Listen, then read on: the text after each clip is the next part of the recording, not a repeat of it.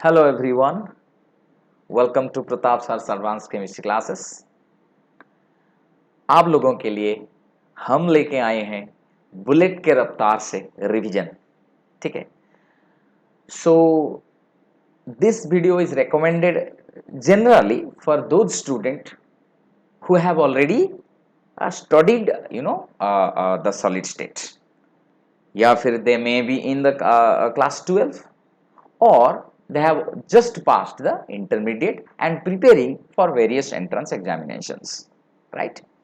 So ये class आपके लिए एक गेटवे की तरह काम करेगा। डायरेक्ट एंट्रेंस क्लास में बैठने से जो दिक्कत आता है वो प्रॉब्लम नहीं रहेगा। तो ये जो क्लास डिजाइन किया गया है, ये क्लास आपको हेल्प करेगा to understand the concept of, that means higher concept of chemistry. ठीक है, सो इसको गेटवे के तरह समझ के चलिए शुरू करते हैं बुलेट के रफ्तार से revision. Okay, so we'll start the video capture device is not anymore needed, so let us remove it and come to solid state. You see, solid state start with crystalline and amorphous substance. Crystalline substances are those जिसमें constituent particle का long range order में क्या होता है, long range order में arrange होते हैं particles. अगर कोई सॉलिड सब्सटेंस में कंस्टिट्यूएंट पार्टिकल का ऑर्डरली मैनर में अरेंजमेंट नहीं है तो इसको हम बोलते हैं क्या रे, अमॉर्फस सब्सटेंस। सो चलिए देखते हैं फिर अनिसोट्रोपी एंड आइसोट्रोपी। अनिसोट्रोपी क्या है कि जैसे कि हमको पता है कि क्रिस्टलिन सब्सटेंस में एटॉम्स, मॉलिक्यूल्स और आयन्स एक बढ़िया सा अरेंजमेंट में रहते हैं। ये अरेंजमेंट होने से एक डायरेक्शन में अगर एक प्रकार का सजावट है, दूसरे डायरेक्शन में क्रिस्टलिन सब्सटेंस में दूसरे टाइप का सजावट रहता है एटॉम्स और मॉलिक्यूल्स और आयन्स का। इसीलिए अगर हम क्रिस्टलिन सब्सटेंस का बात कर रहे हैं तो उस क्रिस्टलिन सब्सटेंस का अगर हम कोई प्रॉपर्टी का डिस्कशन करेंगे, वो प्रॉपर्टी का वैल्यू, एक प्रॉपर्टी का मैग्नीट्यूड डिफरेंट डायरेक्शन में डिफरेंट आएगा।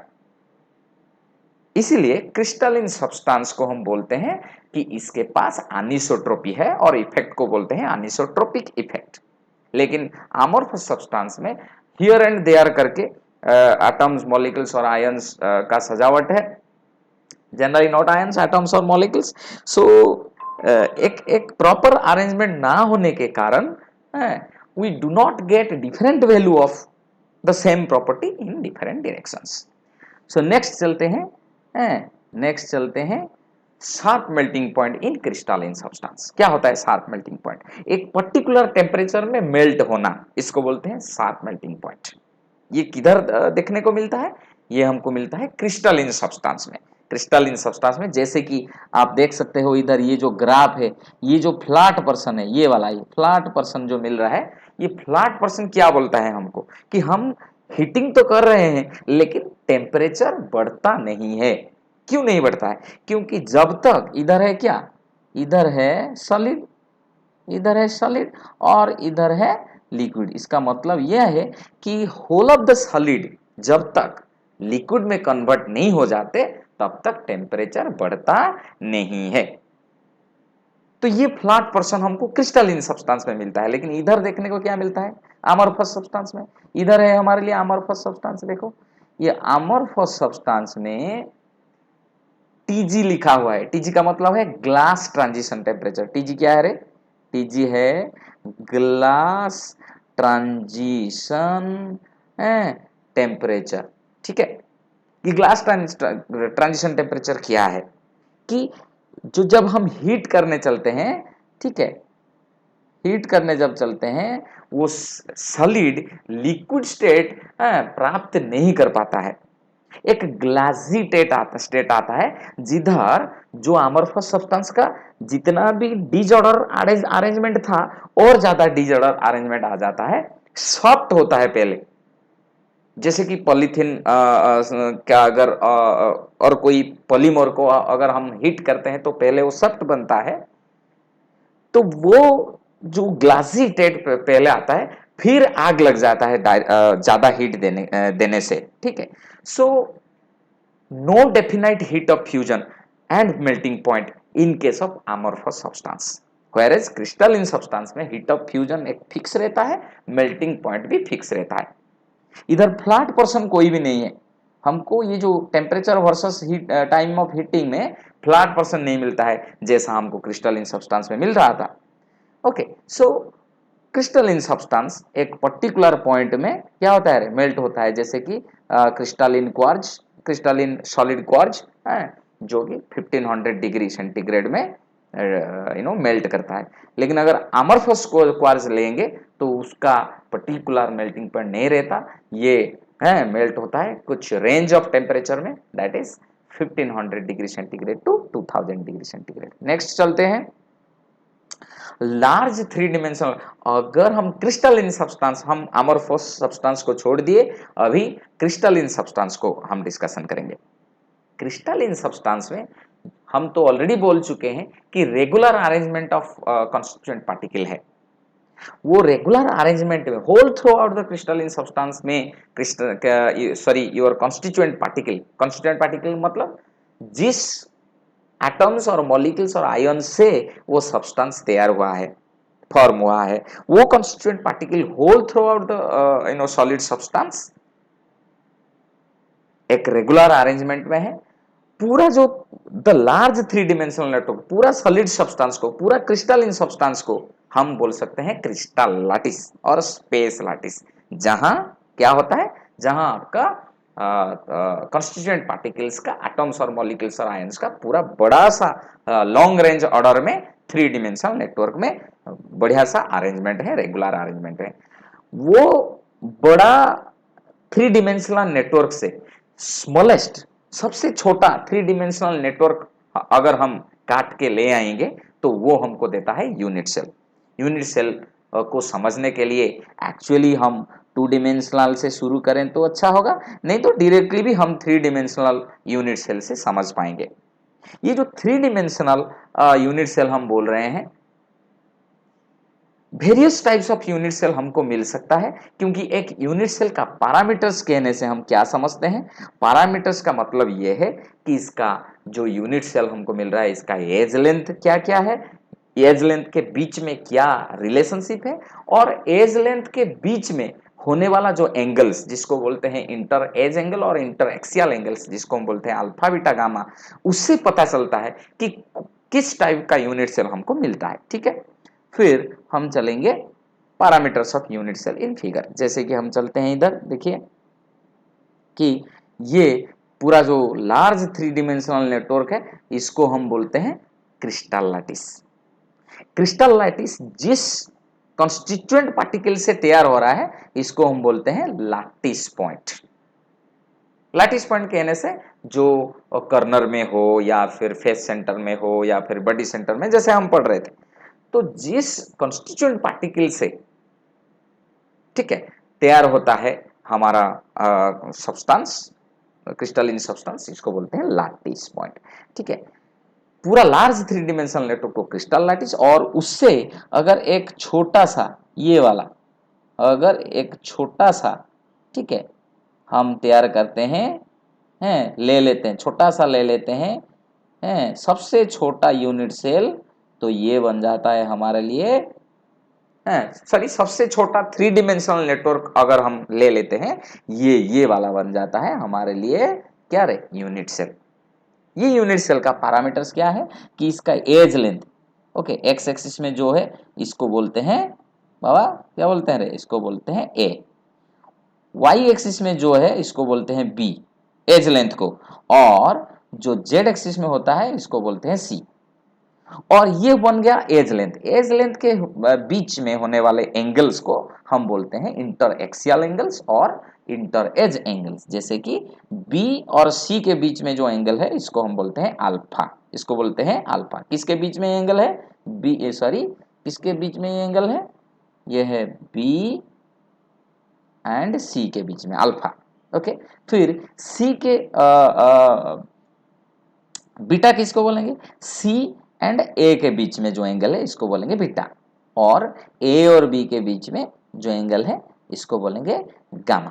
ठीक है, ये जो 6 चीज हुआ, ठीक है, alpha beta angle and A B C है, A B C alpha beta gamma, ये चेंज होने से हमको 7 प्रकार का क्रिस्टल सिस्टम मिलता है। ये है हमारे लिए 7 प्रकार का क्रिस्टल सिस्टम। ठीक है, जैसे कि अगर हाँ मैं बोल दूं आपको अगर पूरा डिटेल्स नोट्स आपको चाहिए तो आप इधर जा सकते हैं, जैसे कि ऐसे लिखा हुआ है प्रतापसर.com, आप जाइए और गूगल में सर्च कीजिए प्रतापसर.com, आपको हमारा वेबसाइट मिल जाएगा प्रतापसर.com का, द साउल ऑफ केमिस्ट्री। क्या बोलेगा, आपको क्या सर्च करना है, प्रताप PRATAP प्रतापसर.com, ये सर्च करने से एक वेब एड्रेस, एक वेब पेज आ जाएगा, the Saul of chemistry, the Saul of chemistry. ये पेज में स्क्रॉल करते जाइए और जिधर नोट्स ऑफ सॉलिड स्टेट है उसको खोल के देख लीजिए, पूरा बढ़िया सा नोट्स विथ 3D एनिमेशन उधर है, देख लीजिए उसको। ठीक है, तो यहाँ क्या होता है, ये 7 प्रकार का क्रिस्टल सिस्टम क्यूबिक और ट्राइक्लिनिक कैसे होता है, वो जो inter edge angles alpha beta gamma and axes को लेके जो वेरियस कॉम्बिनेशन है, जैसे कि अगर हम क्यूबिक बोलेंगे तो उधर A is equal to B is equal to C and all the inter edge angles alpha beta gamma समान रहेंगे, इसको हम बोलेंगे क्या रे, क्यूबिक। और ट्राइक्लिनिक में देखिए कैसे कि ट्राइक्लिनिक में कुछ भी समान नहीं है, ए बी सी कोई भी समान नहीं है, अल्फा बीटा गामा कोई भी समान नहीं है, और बीच वाले ठीक एक ऑर्डरली मैनर में लिखा हुआ है इधर, जैसे कि थोड़ा नीचे आएंगे रोम्बोहेड्रल में हम पाते हैं A is equal to B is equal to C, लेकिन अल्फा बीटा एंड जो गामा है वो समान है, लेकिन कोई भी 90 डिग्री नहीं है, वो बनते हैं रंबोहेड्रल। वैसे करके अच्छे तरह से एक ऑर्डरली मैनर में पूरा A is equal to B is equal to C से अल्फा बीटा गामा हर एक समान होने से फिर अल्फा बीटा गामा कोई भी समान नहीं है, ए बी सी कोई समान नहीं है, ऐसे 7 क्रिस्टल सिस्टम आपके पास है। लेकिन हमारे लिए कॉमन क्या है, हमारे लिए कॉमन है क्यूबिक एंड हेक्सागोनल, क्योंकि मैक्सिमम मेटल एंड एलिमेंट्स उस टाइप का स्ट्रक्चर में रहते हैं। देन आते हैं, पहले तो हम ऑर्डरली अरेंजमेंट हो रहा था तो इसको बोलते थे क्रिस्टलिन, एंड नहीं है तो इसको बोलते थे अमरफस। लेकिन अगर क्रिस्टलिन सब्सटेंस को हम क्लासिफाई करेंगे based on the constituent particle, किस टाइप का कॉन्स्टिट्यूएंट पार्टिकल्स है वो हमको क्या देगा, ionic, covalent, molecular, metallic. Ionic solid जो आयन से तैयार होता है, कॉन्स्टिट्यूएंट पार्टिकल उधर काटायन से आनायन से, काटायन और आनायन के बीच में जैसे कि हमको पता है क्या रे, इलेक्ट्रोस्टैटिक फोर्स ऑफ अट्रैक्शन है, और इसका जो मेल्टिंग पॉइंट है वेरी हाई रहता है। ठीक है, एबव 1300 केल्विन। एग्जाम्पल आपके सामने है, कोवालेंट सॉलिड में जो कॉन्स्टिट्यूएंट पार्टिकल्स है वो है एटम्स, जैसे कि डायमंड, सिलिकॉन कार्बाइड। वो एटम्स के बीच में कौन सा अट्रैक्टिव फोर्स रहता है, कोवालेंट बॉन्ड। लेकिन इधर सबसे ज्यादा मेल्टिंग पॉइंट रहता है extremely high, greater than 3900 kelvin, so around 4000 kelvin temperature रहता है, very high temperature, extremely high temperature. Molecular solid अगर जाएंगे तो मोलिकुलर सॉलिड को भी 2 टाइप हम फर्दर डिवाइड कर पाएंगे। एक होता है आपका क्या रे, एक होता है आपका पोलर मोलिकुलर सॉलिड, एक होता है नॉन पोलर मोलिकुलर सॉलिड। जैसे कि पोलर मोलिकुलर सॉलिड बोलेंगे तो ये बन जाएगा आपके एक अदर भी हो पाएगा, हाइड्रोजन बॉन्डेड मोलिकुलर सॉलिड। ऐसे हम क्लासिफाई करेंगे तो डीप को और ज्यादा से ज्यादा क्लासिफाई होता चलेगा। मॉलिक्यूल का पोलैरिटी को देख के हम बोल सकते हैं कि ये पोलर मोलिकुलर सॉलिड या फिर नॉन पोलर मोलिकुलर सॉलिड है। जैसे कि हम एग्जांपल ले पाएंगे, ड्राई आइस है, मॉलिक्यूल है, इधर कॉन्स्टिट्यूएंट पार्टिकल्स क्या है, इधर मॉलिक्यूल्स। मॉलिक्यूल और मॉलिक्यूल के बीच में क्या कौन टाइप का किस टाइप का अट्रैक्टिव फोर्स है, वो है वैन डर वाल्स फोर्स। ठीक है, वैन डर वाल्स फोर्स, लेकिन वेरी लो रहता है इसका मेल्टिंग पॉइंट, लेस देन 273 या 0 डिग्री सेंटीग्रेड। मेटालिक सॉलिड में भी ज्यादा रहता है मेल्टिंग पॉइंट है। इधर मेटल आटम रहता है इसका कॉन्स्टिट्यूएंट पार्टिकल, और मेटल के बीच में रहता है मेटालिक बॉन्डिंग, और एग्जाम्पल इसका मेटल्स एंड अलॉयज रहता है। ठीक है, फिर अब हम देख सकते हैं कि ionic solid and metallic solid conductors होते हैं। मेटालिक सॉलिड जनरली कंडक्टर है, लेकिन आयोनिक सॉलिड खास करके फ्यूज्ड स्टेट और aqueous स्टेट में कंडक्टर बनते हैं, लेकिन covalent solid and molecular solid insulator रहते हैं। ठीक है, फिर चलेंगे बाबा में हम किधर चलेंगे, cubic and hexagonal unit cell is common. जैसे कि मैं बोल चुका हूं already, maximum metals are in this two type of hexagonal unit, sorry two types of unit cells, may be cubic और हेक्सागोनल। सो देन आते हैं वेरी इंपॉर्टेंट पार्ट, या बोल सकते हैं कि यहां से ही सॉलिड स्टेट शुरू हो रहा है, contribution of atoms to the unit cell from different lattice points. जैसे कि हम बोल चुके हैं कि लैटिस पॉइंट कहने से हमको क्या क्या चीज मिल रहा है बाबा, हमको मिल रहा है कर्नर, फेस सेंटर, पूरा unit, sorry centre of the unit cell, face centre, edge centre, ऐसे करके ये सब जो प्लेस है एक यूनिट सेल का, इसको बोलते हैं लैटिस पॉइंट। जिधर जिधर कॉन्स्टिट्यूएंट पार्टिकल रहते हैं उसको बोलते हैं लैटिस पॉइंट। सो क्यूबिक यूनिट सेल और हेक्सागोनल यूनिट सेल में किस लैटिस पॉइंट से कितना कंट्रीब्यूशन है हम इसको देखेंगे। अगर क्यूबिक यूनिट सेल में एक एक एक कॉन्स्टिट्यूएंट पार्टिकल और लैटिस पॉइंट है कर्नर, तो कर्नर से एक एटम कितना कंट्रीब्यूट एक यूनिट सेल को करता है, 1/8। फेस सेंटर से half. Centre of unit cell से, अगर पूरा यूनिट सेल का बीच में है, क्योंकि वो कोई भी that means other unit cell को लेके डिवाइड नहीं होता, अदर सेल को वो कुछ भी कंट्रीब्यूट नहीं करता है, इसलिए पूरा का पूरा उस यूनिट सेल को वो कंट्रीब्यूट करता है जो atom centre of the unit cell में रहता है। अगर एज सेंटर में है, जैसे कि हमको पता है क्यूबिक यूनिट सेल, एक एज में 4 यूनिट सेल मिलकर रहते हैं, इसीलिए एक एज में रहने वाला जो एटम है 4 यूनिट सेल में डिवाइड होता है, इसीलिए हाँ हमको मिलता है 1/4 contribution from the edge centre of a what, of a cubic unit cell. अगर ठीक उसी तरह हेक्सागोनल यूनिट सेल को आएंगे, उधर हम पाएंगे कर्नर से 1/6, फेस सेंटर से हाफ, एंड जो एटम मिडिल लेयर में 3 रहते हैं वो किस भी यूनिट्स किसी और यूनिट सेल से उनका ताल्लुकात नहीं है, इसलिए पूरा पूरा का पूरा 3 एटम्स पूरा उस हेक्सागोनल यूनिट सेल को मिलता है। ये चीजों को यूज करके हम प्रॉब्लम भी सॉल्व कर पाएंगे। और एक प्रॉब्लम आपके वेरी सिंपल सा प्रॉब्लम हम शुरू करते हैं, जब हमारा खत्म हो जाएगा ये चैप्टर, लास्ट को कुछ लेवल 1, लेवल 2, लेवल 3 करके हम प्रॉब्लम सॉल्व करेंगे, न्यूमेरिकल सॉल्व करेंगे। Formula of a compound is calculated bye determining the contribution made by different atoms from different lattice point। किस किस लैटिस पॉइंट में किस किस एटम है, वो एटम कितने करके कंट्रीब्यूट करते हैं यूनिट सेल को। अगर ये चीज हमको पता चल गया, तो अगर एक से एक एग्जांपल हम ले पाएंगे कि जैसे कि हमारे लिए एक ए और बी को लेके कंसिडर कीजिए कि हमारा एक सब्सटेंस है, सॉलिड सब्सटेंस है, क्रिस्टलिन सॉलिड सब्सटेंस है, जिस क्रिस्टलिन सब्सटेंस में 2 एटम्स ए एंड बी है, वो जो सब्सटेंस को तैयार करते हैं, और ए किधर और बी किधर, ए रहता है कर्नर में और बी रहता है फेस सेंटर में, और जो यूनिट सेल वो बना रहे हैं वो है क्यूबिक पैटर्न। ठीक है, तो इसका फॉर्मूला क्या है, जैसे कि हमको पता है अगर कर्नर में एक एटम रहेगा तो वो कितना कंट्रीब्यूट करेगा, 1/8। तो एक यूनिट सेल का कितना कर्नर रहते हैं, तो एक यूनिट सेल का 8 कर्नर रहते हैं, हर एक कर्नर से 1/8 कंट्रीब्यूट हो रहा है, तो इन टोटल कितना ए एक यूनिट सेल को मिलता है, 1।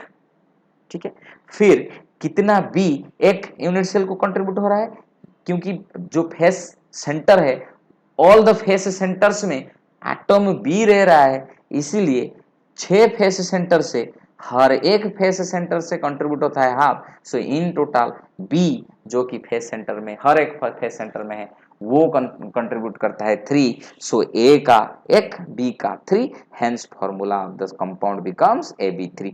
एक यूनिट सेल में, ओके, एक यूनिट सेल में कितना एटम किस किस प्रकार का एटम है उसको देख के सीधा इसका नंबर लिख लेंगे इसका नीचे दाहिने साइड में, और ये हमको दे देगा फॉर्मूला। ठीक है। सो हम हेडिंग किए थे formula of a compound is calculated by determining the contribution made by different atoms from different lattice point to a single unit cell. इसको हम ऐड कर पाएंगे, to a single unit cell. Okay. So जल्द ही एक नया class आएगा। इस क्लास में हम इधर तक डिस्कशन किए। सो हम प्रॉब्लम्स लेके आएंगे, न्यूमेरिकल्स सॉल्व करने के बाद कंसेप्चुअल क्वेश्चन करेंगे। तो ये क्लास आपको I think will help greatly. So if you have any suggestions, please give me without any hesitation. Thank you so much. Kindly subscribe to my channel. See you soon. Bye bye.